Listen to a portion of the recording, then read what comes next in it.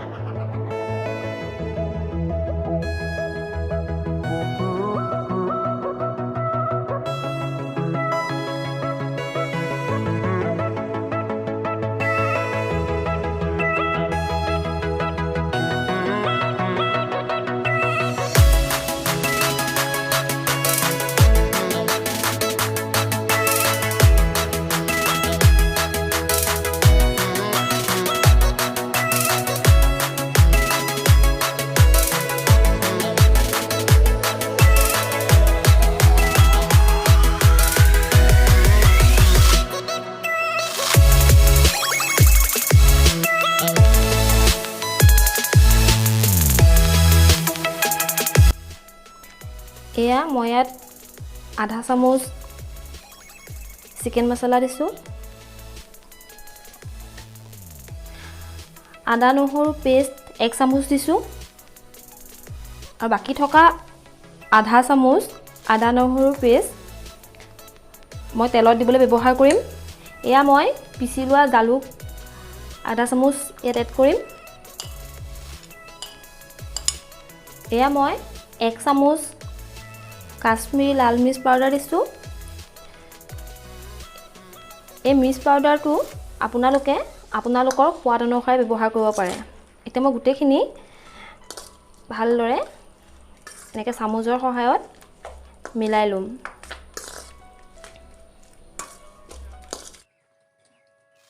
জোখমতে অলপ তেল দি লৈছোঁ।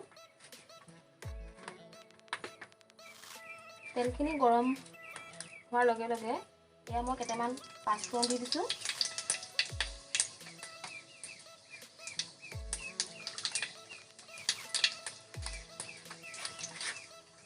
পাঁচফোৰণ দিলে মাংসৰ সোৱাদটো ভাল হয়।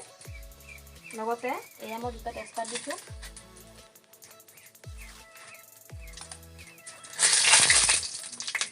এয়া মই ইয়াত এটুকুৰা দালচিনি, ইলাচি আৰু লং দি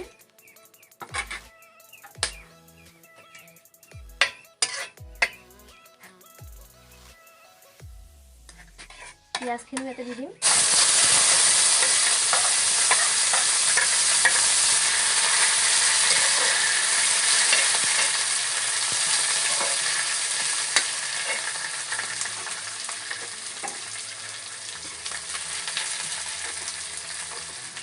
দুটা এনেকুৱা শুকান জলকীয়াও দিছোঁ। জলকীয়াৰ জুচটো আপোনালোকে নিজৰ সোৱাদ অনুসাৰে দিব পাৰে। এতিয়া এই পিঁয়াজখিনি অলপ ৰঙচুৱা হোৱালৈকে ভাজিব লাগিব। পিঁয়াজ অলপ ৰঙচুৱা হৈ গৈছে। এতিয়া ইয়াত আদা নহৰু পেষ্টখিনি এড কৰিম, আধা চামুচমান। আদা নহৰু গোন্ধটো যোৱালৈকে এইখিনি ভাজিব লাগিব।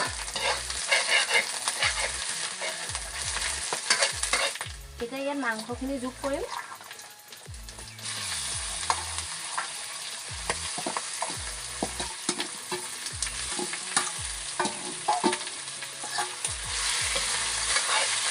মাংসখিনি 10 মিনিটমান সময়ৰ বাবে ভাজিব লাগিব।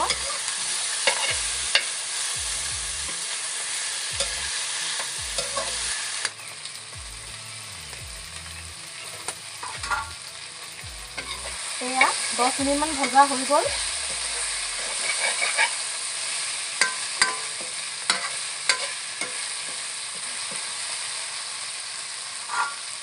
এতিয়া এই আলুখিনি যোগ কৰিম।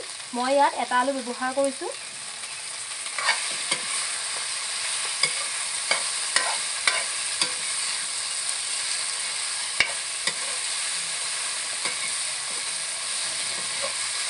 হালধি আৰু নিমখ মেৰিনেট কৰোঁতে জোখমতে দি লৈছিলোঁ, সেইটো কাৰণে মই এতিয়া ব্যৱহাৰ কৰা নাই। আপোনালোকে নিমখটো সোৱাদ অনুসাৰে ব্যৱহাৰ কৰিব পাৰে। এতিয়া ইয়াত কাটি ৰখা এই বিলাহীখিনিও এনেকৈ দি দিম।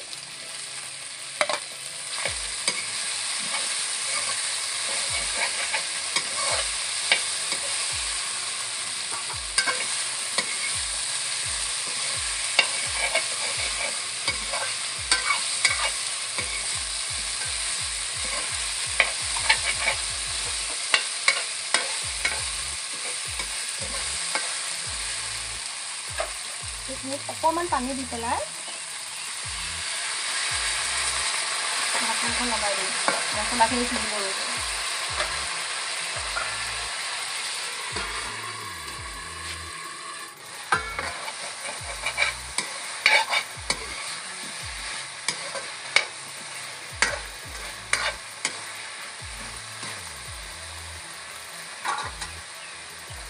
ইয়াত মই এনেকৈ পানী যোগ কৰিম।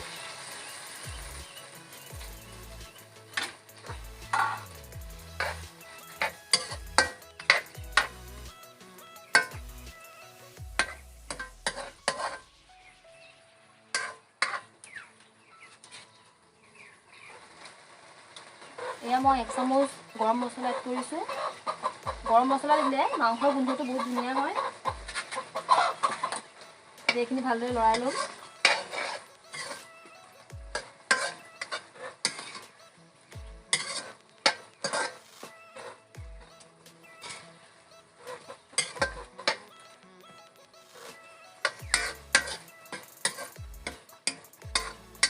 এইখিনি অলপমান সিজিবৰ বাবে আকৌ ঢাকনখন লগাই 10 মিনিট মানৰ বাবে ৰাখি থ'ম।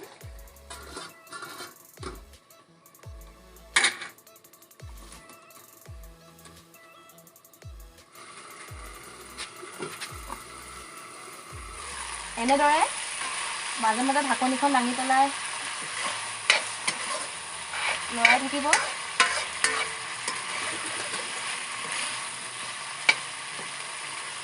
বহুত ধুনীয়া গোন্ধ এটা আহিছে। আপোনালোকেও এবাৰ এনেদৰে বনাই খাই চাবচোন আৰু কেনে পালে মোক জনাবলৈ নাপাহৰিব।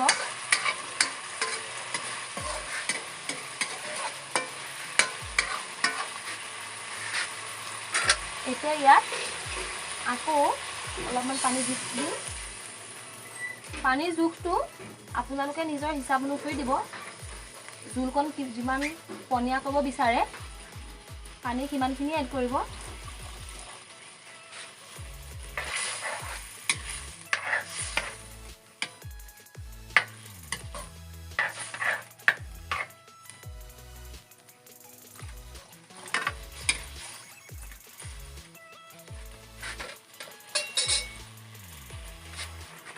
মই ইয়াত এয়া আধা চামুচ জিৰা গুড়ি এড কৰিছোঁ।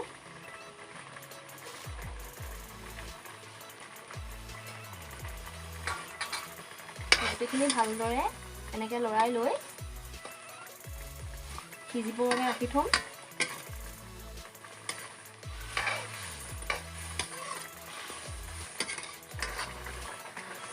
জুইত বনোৱা মাংসৰ সোৱাদেই সুকীয়া।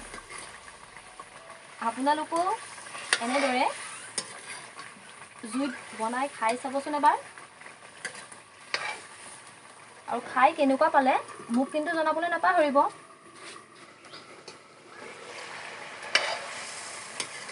এয়া চাওক, আমাৰ মাংস ৰেডি হৈ গৈছে। কি ধুনীয়া কালাৰ এটা আহিছে চাওকচোন। যিহেতু আমাৰ মাংস তৈয়াৰ হৈ গ'ল, তেন্তে ব'লক আমি গৰমে গৰমে পৰিৱেশন কৰোঁগৈ। ভিডিঅ'টো চাই কেনেকুৱা পালে মোক জনাবচোন, আৰু যদি ভাল লাগে তেন্তে এটা লাইক কৰিবলৈ নাপাহৰিব। এয়া আমাৰ জালুকীয়া মাংস তৈয়াৰ হৈ গ'ল। আপোনালোকেও লোকেল চিকেন এনেদৰে জালুক দি বনাই খাই চাবচোন, বহুত ধুনীয়া লাগে।